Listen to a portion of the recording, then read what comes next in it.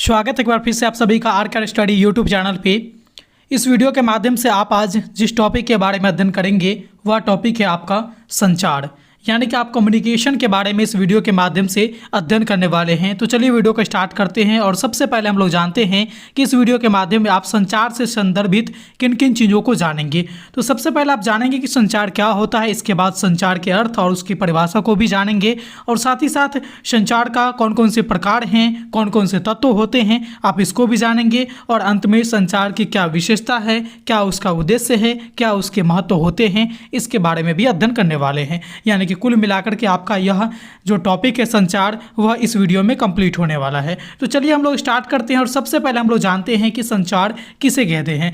देखिए, संचार ये नाम आप बार बार सुन रहे हैं, लेकिन इसके बारे में थोड़ा सा सभी लोगों के मन में कन्फ्यूजन रहती है कि आखिर हम लोग संचार कहेंगे तो किसे कहेंगे।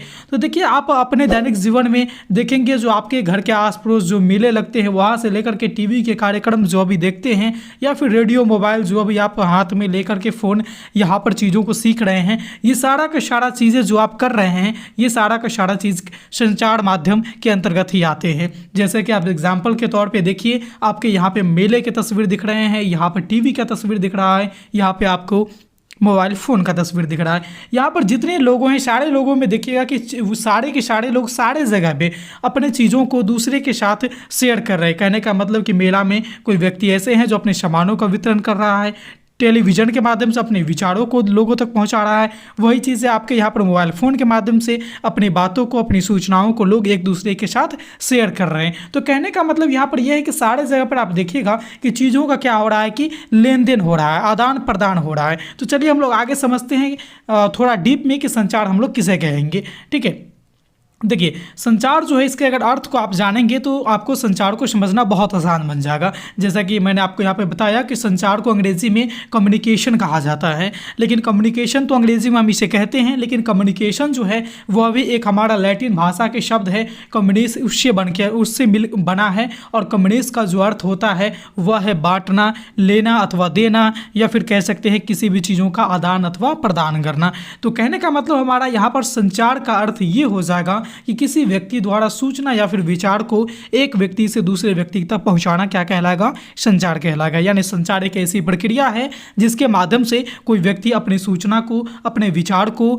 अपने से अलावा यानी अपने के अलावा दूसरे व्यक्ति तक वो शेयर करते हैं, यानी पहुंचाने का काम करते हैं। यह प्रक्रिया हमारा क्या कहलाता है, संचार कहलाता है। तो संचार के अर्थ को जानने के बाद अब आपको थोड़ा सा संचार के बारे में समझ में आ गई होगी, लेकिन फिर भी अभी आपके मन में कन्फ्यूजन है कि संचार आखिर होता क्या है। तो चलिए मैं आपको बताता हूँ। देखिए, संचार का तात्पर्य होता है सूचना या फिर जो भी विचार है, जो भी आपके मन में भाव है, उसको लोगों के बीच आदान प्रदान करना। यानी एक व्यक्ति दूसरे व्यक्ति के समक्ष अपने विचारों को रखेगा और दूसरे व्यक्ति अपने विचारों को किसी तीसरे व्यक्ति के समक्ष चीज़ों को रखेगा, प्रेजेंट करेगा। ये चीज़ें आपका क्या कहलाएगा, संचार कहलाएगा। यानी संचार का तात्पर्य हमारा सूचना होता है, यानी विचार होता है। जो हमारे मन में जो विचार आ रही है, हमारे मन में जो सूचना है, वो हमारा संचार है। और उसको जब हम आदान प्रदान करेंगे तो यही प्रक्रिया क्या कहलाएगा, संचार की प्रक्रिया कहलाएगी। ठीक है, तो कोई भी व्यक्ति अपने विचार को दूसरे के सामने रखता है या फिर दूसरे के विचारों को सफलतापूर्वक ग्रहण करता है, तो यह प्रक्रिया क्या कहलाता है, कम्युनिकेशन कहलाता है, यानी संचार कहलाता है। तो आई होप कि आपको ये संचार समझ में आ गई होगी कि संचार हम लोग किसे कहेंगे। चलिए आगे हम लोग बढ़ते हैं थोड़ा सा और आप लोगों के मन में कन्फ्यूजन होगी कि क्या संचार मीडिया दोनों एक ही चीज़ होती है क्या। तो आपको मैं बता दूं कि हाँ, संचार माध्यम को मीडिया ही कहा जाता है। यानी यहाँ पर देखिए, संचार के साथ साथ एक शब्द जुड़ गया है माध्यम, और संचार माध्यम को हम लोग क्या कहेंगे, मीडिया भी कह सकते हैं। मीडिया के नाम से भी इसे जाना जाता है। तो चलिए थोड़ा सा और जानते हैं कि आखिर ये मीडिया क्या होती है। मीडिया एक अंग्रेजी शब्द है, ठीक है, और अंग्रेजी शब्द है, और इसका जो एक शब्द है अंग्रेजी का हमारा मीडियम, ठीक है, उसी का ये बहुवचन है। यानी कि मीडिया जो है यह तो पहली बात कि हमारा एक अंग्रेजी शब्द है, और इस शब्द कहाँ से बना है, तो अंग्रेजी का एक शब्द है मीडियम। जो मीडियम का ये बहुवचन होता है, कौन, मीडिया।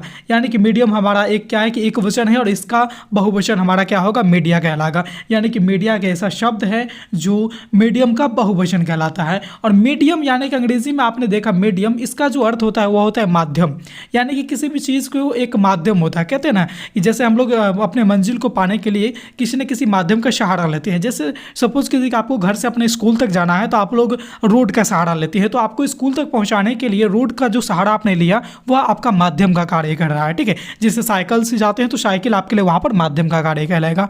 ठीक है, जैसे आप यहाँ पर फ़ोन के माध्यम से हमारे वीडियो को देख रहे, देखिए यहाँ पर मैंने आपको बताया उसी में छुप गया शब्द माध्यम, यानी फ़ोन के माध्यम से, यानी आपका जो हमारा वीडियो सुनने का देखने का जो मकसद है उसको सफल बनाने का काम कौन किया, एक माध्यम किया। वो माध्यम कौन है, फ़ोन है।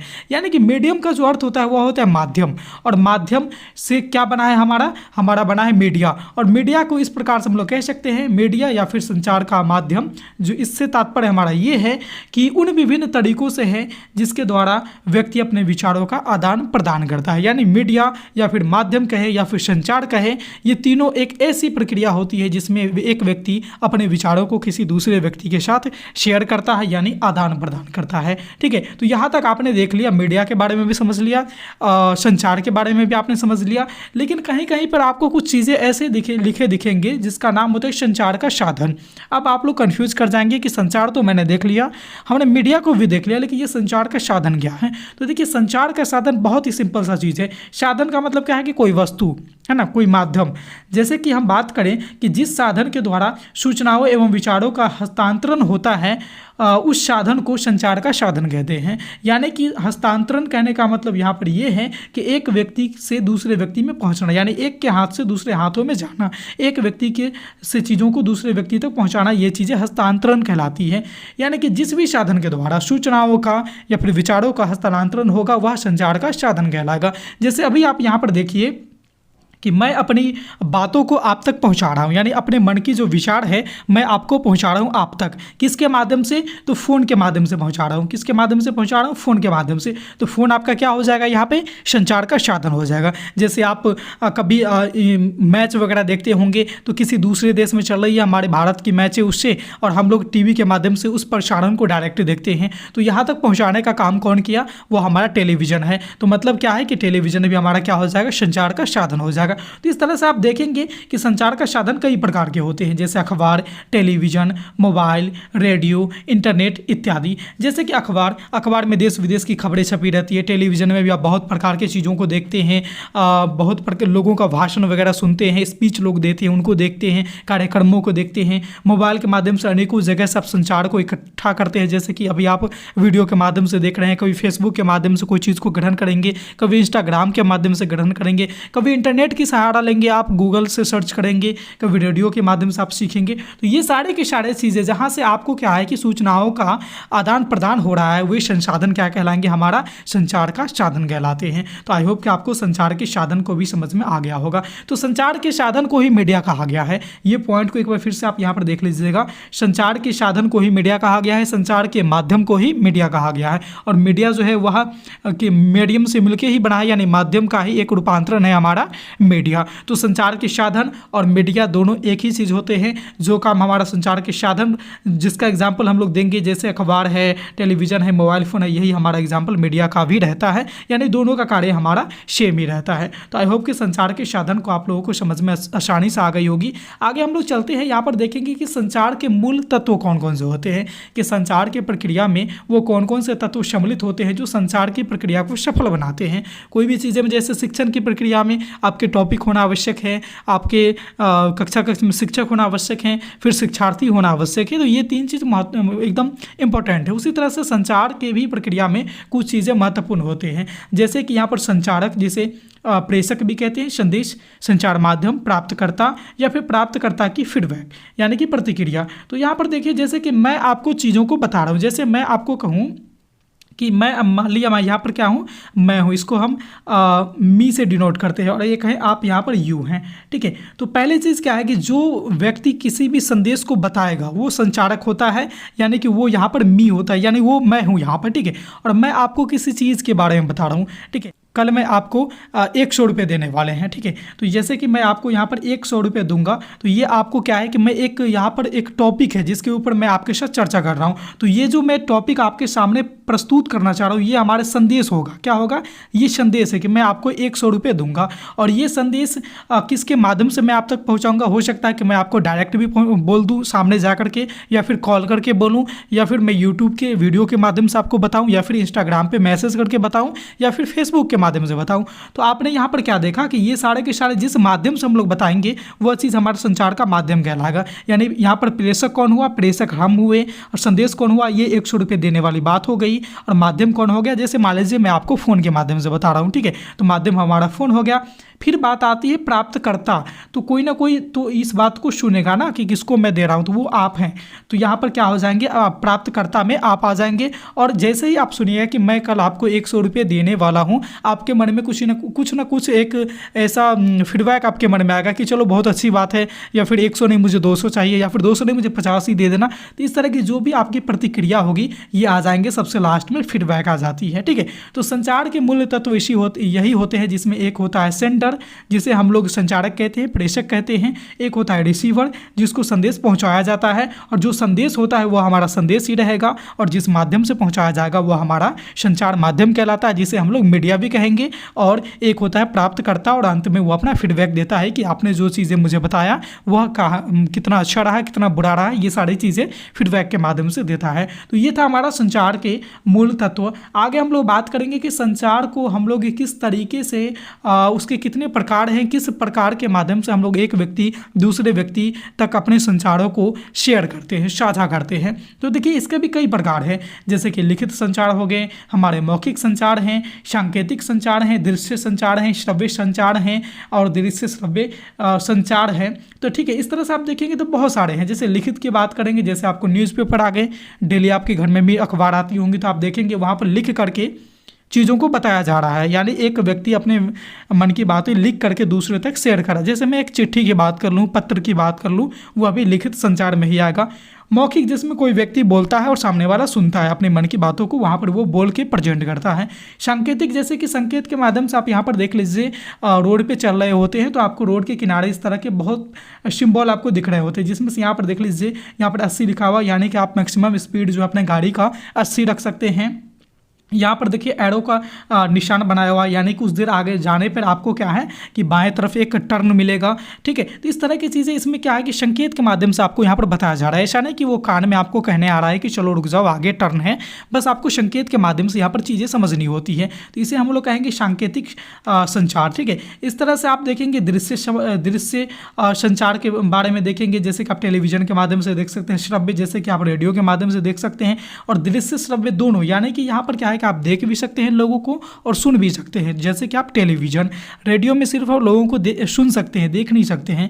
तो इस तरह से संचार के अनेकों प्रकार हैं, जिसमें से संचार के सबसे उत्कृष्ट जो प्रकार है आजकल के दौर में, आधुनिक युग में, वह है आपका दृश्य श्रव्य संचार। यानी कि इसमें क्या है कि लोग बोलते भी हैं और सुनते भी हैं, दोनों चीज़ें होती है एक साथ। जैसे कि अभी आप यूट्यूब वीडियो देख रहे हैं तो वीडियो के बीच बीच में कहीं कहीं पे आपको ऐड आ रही होगी, ठीक है। स्टार्टिंग में भी आ सकती है, एंड में भी आ सकती है, बीच में भी आ सकती है। तो उसमें क्या होता है कि वो एक तरह से एक ऐड जो है, विज्ञापन जो है, उसमें एक प्रकार का संचार दिया रहता है जो लोगों तक पहुंचाने का काम किया जा रहा है, ठीक है। तो ये चीज़ें आएंगी हमारे दृश्य श्रव्य संचार के अंतर्गत। तो ये थे हमारे संचार के प्रकार, जिसे आई होप कि आपने बहुत ही अच्छे से क्लियर कर लिया होगा। आगे हम लोग बात करते हैं संचार के क्या उद्देश्य होते हैं, इसके क्या महत्व होते हैं। देखिए संचार कराने का तो सबसे पहला उद्देश्य ये है संचार का कि संचार के द्वारा हम अपनी बातों को दूसरे के समक्ष रख पाते हैं। अगर संचार नहीं होगा तो हम अपनी भावनाओं को दूसरे के सामने प्रेजेंट नहीं कर पाएंगे, ठीक है। तो ये सबसे पहले इसका एक मेन उद्देश्य है, इसका एक महत्व है। दूसरी चीज़ आप देखेंगे कि संचार हमें देश विदेशों की जानकारी देता है। जैसे हम यहाँ इंडिया में बैठे हैं और नेपाल में क्या चल रही है, श्रीलंका में क्या चल रही है, ऑस्ट्रेलिया में क्या चल रही है, ये सारी चीज़ें हम टेलीविज़न पे आसानी से देख लेते हैं। तो टेलीविज़न क्या है, हमारा संचार का साधन है। तो इसीलिए कहा गया कि संचार हमें देश विदेशों की जानकारी देती है। संचार व्यवसाय को बढ़ावा देता है। जैसे आप टेलीविज़न पर कोई प्रोग्राम देख रहे होंगे, प्रोग्राम को छोड़िए, अक्सर लोग मैच देखते ही होंगे, क्रिकेट देखते ही होंगे। तो क्रिकेट मैच के दौरान आप देखेंगे कि एक ओवर जब समाप्त हो जाती है तो दूसरे ओवर स्टार्ट होने होने से पहले बीच में आपको अनेकों प्रकार के विज्ञापन दिखने लगते हैं, और वो विज्ञापन कोई कंपनी की होती है। जैसे मान लीजिए कोई बुक का रहेगा, कोई आपके कोई क्रीम वगैरह की रहेगी, कोई बाइक का रहता है। तो वहाँ पर क्या हो रहा है कि वो बाइक वाले जो व्यवसाय हैं उसको वहाँ पर बढ़ावा मिल रही है, क्योंकि मैच सभी लोग देखते हैं और 1 ओवर के बीच में सभी लोग वहीं पे रहते हैं, तो सभी लोग वो जान पाते हैं कि ये फलाने कंपनी की बाइक है, इसकी ये खासियत है। इससे क्या होती है कि उसके व्यवसाय में बढ़ोतरी होती है। तो संचार हमारा व्यवसाय को भी बढ़ाता है। ठीक है, ये भी इसका एक उद्देश्य है संचार का, और एक बहुत ही खास ये महत्व भी है। संचार लोकतंत्र को मजबूत बनाती है। देखिए, मीडिया जो है वो लोकतंत्र को बहुत मजबूत बनाती है, क्योंकि लोकतंत्र यानी कि जनता का तंत्र में कहीं पे कोई नेता ने क्या भाषण दिया, जैसे हमारे राष्ट्रपति ने क्या बोला, हमारे प्रधानमंत्री ने क्या बोले, तो ये सारे चीज़ की एक आम जनता तक पहुंचाने का काम हमारा मीडिया ही करता है, यानी संचार ही करता है। इसीलिए कहा गया है कि संचार लोकतंत्र को और भी ज़्यादा मजबूत बनाती है। संचार हमारे ज़रूरत की सामग्री को हम तक पहुँचाने में योगदान करती है। जैसे सपोज कीजिए कि आपको एक बाइक खरीदनी है, ठीक है, आपको एक बाइक खरीदनी है और आप बाइक की तलाश कर रहे हैं कि आपके कौन से आपके बजट के अनुसार कौन से सूटेबल बाइक हो जाए। तो आप सोच रहे होंगे कि इस तरह की बाइक हमें जल्द से जल्द मिल जाए तो अच्छा रहता।